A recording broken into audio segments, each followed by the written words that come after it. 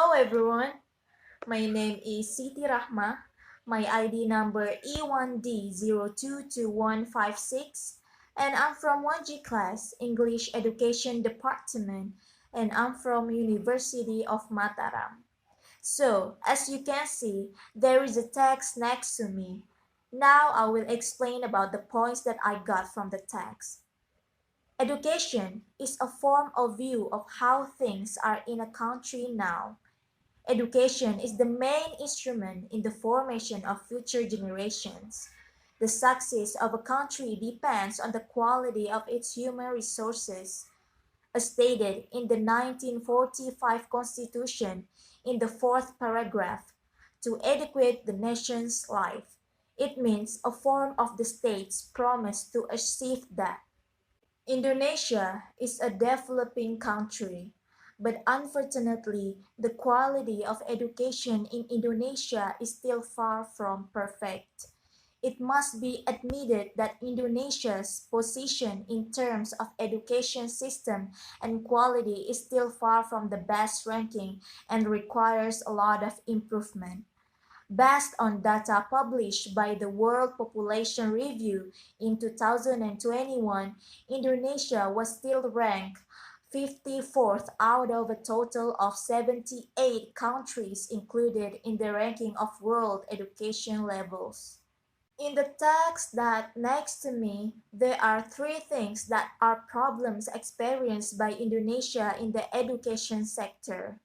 The first is that many students drop out of school because they cannot afford to pay for school. In 2010, there were 1,080,000 students who dropped out of school. They prefer not to study and prefer to work for money in order to survive. Second is infrastructure. This is very unfortunate to see in areas in eastern Indonesia where students cannot attend school comfortably and only get damaged facilities in their schools, such as roofs, floors, chairs, and boards that belong to schools. And the last is the unequal distribution of education. Not all areas get the same education. When compared between education in the village and education obtained in the city, it is very far. So, this is the government's job to solve problems in the education sector so that one day Indonesia can have a better education.